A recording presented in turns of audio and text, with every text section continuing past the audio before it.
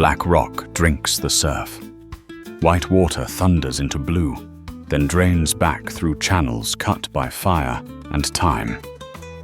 On a ledge slick with algae, a dark shape lifts its head to the wind. Waves strike, recoil, and strike again. The animal does not retreat. It braces, lets the surge lift it, and vanishes beneath the surface. Underwater, the world slows. Clawed feet find purchase on basalt.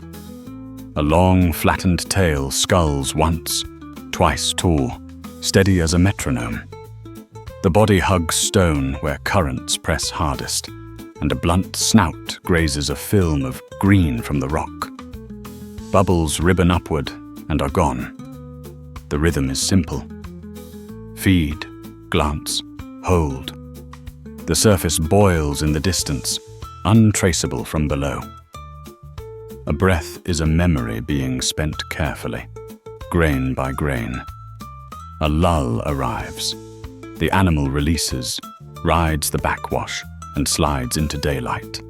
It sprawls against the sun-hot rock, eyes narrowing as salt crystals form at the nose like frost. One sharp exhale, and the glitter vanishes. The sea keeps pounding. The diver waits, dark skin warming like a stone returned to fire. The name falls into place.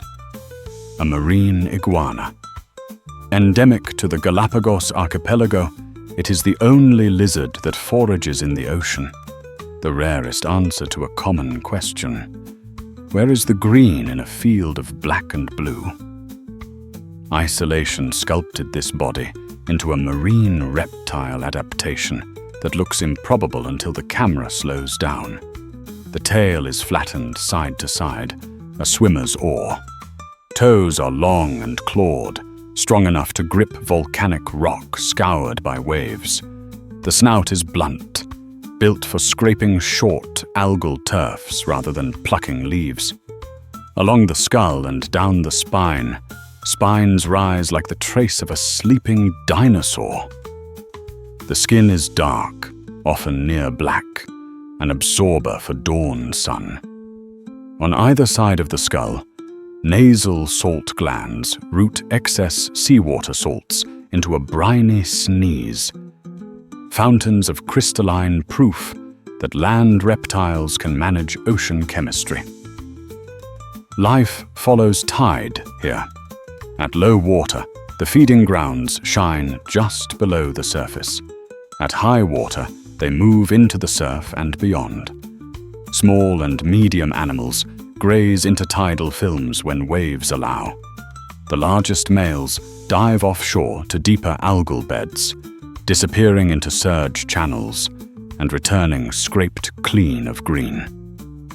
Marine iguana diving became the phrase people searched because the sight disobeys an expectation. Reptiles warm themselves on rocks. They do not cross into the Pacific to eat. And yet, Galapagos iguana feeding is exactly that.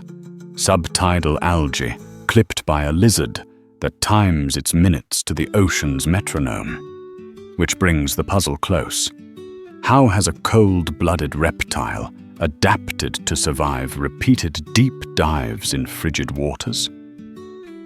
The Pacific here is not kindly warm. Currents like the Humboldt deliver chill into the equator's light. Heat drains from small bodies quickly in water, where conduction outruns sunlight. An ectotherm's chemistry slows as temperature falls. Muscles respond sluggishly. Nerves lose their snap.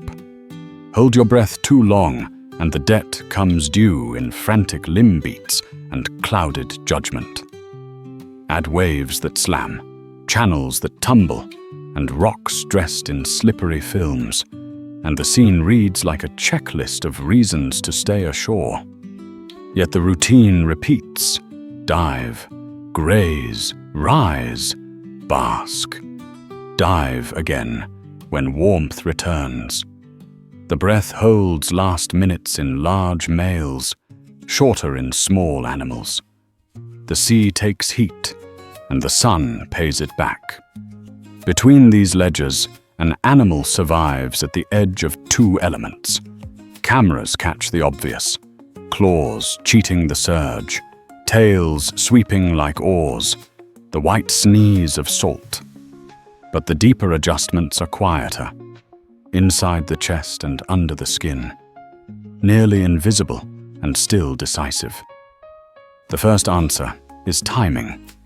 The animals don't throw themselves into weeping dawn. They bask. Sunlight hits black skin and pours energy back into a night-cooled body. The heart beats strong and quick. When internal thermometers, embedded in cells and nerves, read safe numbers, the dive begins. Midday is a window. Late afternoon narrows it. In bad weather, they skip the dive altogether. Even the boldest listen to wind. The second answer is economy. Underwater, the muscles slow their ask. Heart rate drops. Bradycardia that turns a fast drum into a slow gong, stretching the oxygen that a single breath put into blood and lungs. Blood shunts toward brain and heart, away from digestive and peripheral beds. Movements pare down to exactly what the swell demands. A press of toes, a low scull of tail, a hold when the surge is right. Minutes in, a calculation happens that no one sees.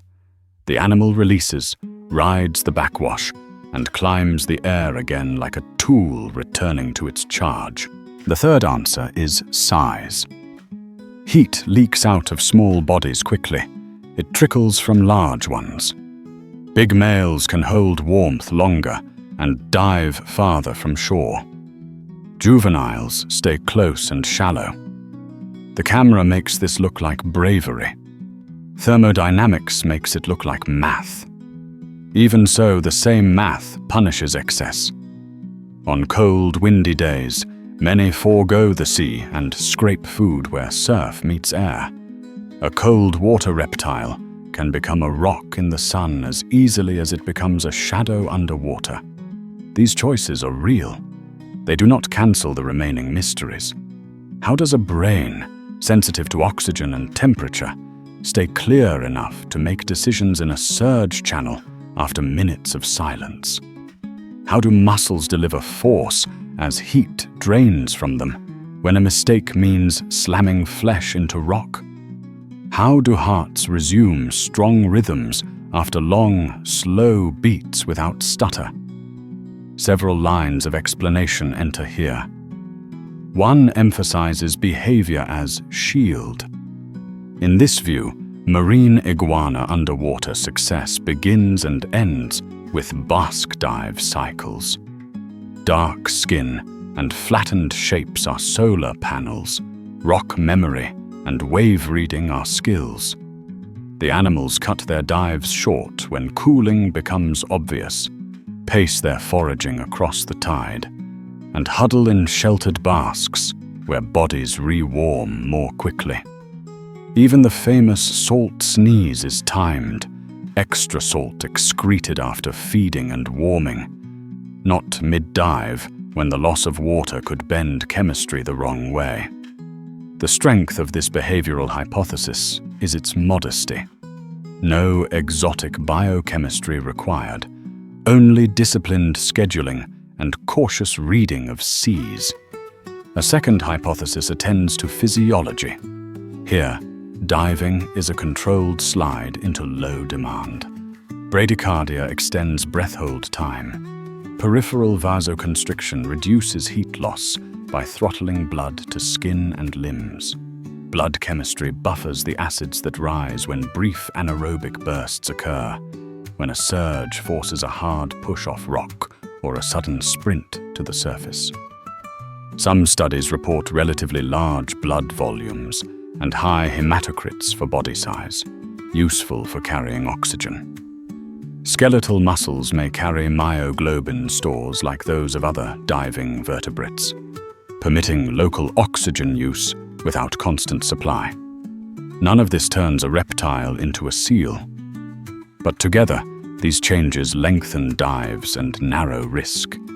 The animal holds the line a little longer, grazes a little more, and returns to the sun with enough clarity left to warm and do it again. A third idea looks at scale and structure. Big heads and strong jaws clip algae fast.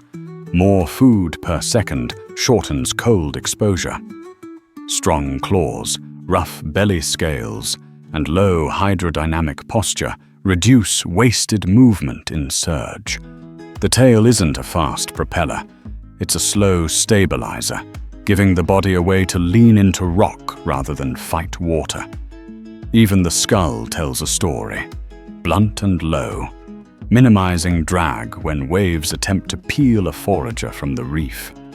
In this morphological view, every feature reduces cost or increases yield underwater, multiplying the benefits of warmth and breath control. None of these exclude the others. In practice, basking behavior, diving physiology, and seagoing form braid into one answer that looks like confidence from the shore. Where they untie, debate begins. Scientists still debate how much of the dive is aerobic and how much tips into short anaerobic bursts, how much bradycardia can save versus what temperature alone dictates, whether blood and muscle oxygen stores differ significantly from those of purely terrestrial iguanas. Even the role of size, beyond the obvious thermal inertia, carries nuance. In rough years, with currents that strip algae from reachable rocks, the largest males may spend dangerous time at sea to find food, while the smallest starve ashore. The ledger is not kind. The ocean adds its own edits. Cold pulses rise and fall with seasons and with events like El Niño. In lean years, bodies thin. Some shrink in measurable ways, bones remodeling as tissue is lost. A reversible austerity measure that lets a life persist on less. In good years, bellies are round and skin is glossy with salt and sun. Predators watch both seasons. Hawks and herons close by, sharks and big fish farther out. The choice to dive is never abstract. It is written on each body in scars and in the slow beading of salt at the nostril. On a clean day, the routine reads as serenity. Lines of dark shapes sprawl across black rock, absorbing. One by one, individuals lift and slide into foam, then back again, leaving trails of wet that vanish as the wind dries them. The choreography repeats with mat and sun. The island seems to breathe. Out to sea, back to stone. The terms the world uses to find this story, marine iguana diving, marine reptile adaptation, Galapagos iguana feeding, summarize the edges. Inside, the work is quieter. Heat in, heat out. Oxygen in, oxygen spent. Salt in the mouth, salt out the nose. Risk in the waves, safety on basalt. The animal holds these ledgers with a calm that is not peace but practice. Can a lizard become a creature of the sea? The answer depends on what become means. It does not sprout gills or fur. It does not carry warmth inside like a mammal. It does not leave land behind. Instead, it makes a treaty. It borrows the sea for minutes at a time, pays in heat, earns in green calories, and returns to the black clocks of rock and sun to settle accounts. Its elegance is not in what it is, but in what it can do and then undo, in cycles that seem simple until looked at closely. By dusk, the ledge is empty. The tide climbs. Spray carries cold farther inland. On the flats above the surf, The animals pile in places the wind cannot reach, heat preserved in close, dark knots of bodies. The day's salt crystals soften and run. The white glitter at the nose disappears one last time. Overnight, all sign of dives is wiped from a rock by waves, vanished like a thought passing through water. Morning will rewrite the script in the same strokes: black, white, blue, green. Dive and breath, risk that is routine. What looked impossible to explain at a glance becomes a habit written in basalt and tide, rewriting what we thought we knew about the edges of reptile life and the patience of a coast that made a lizard part sea.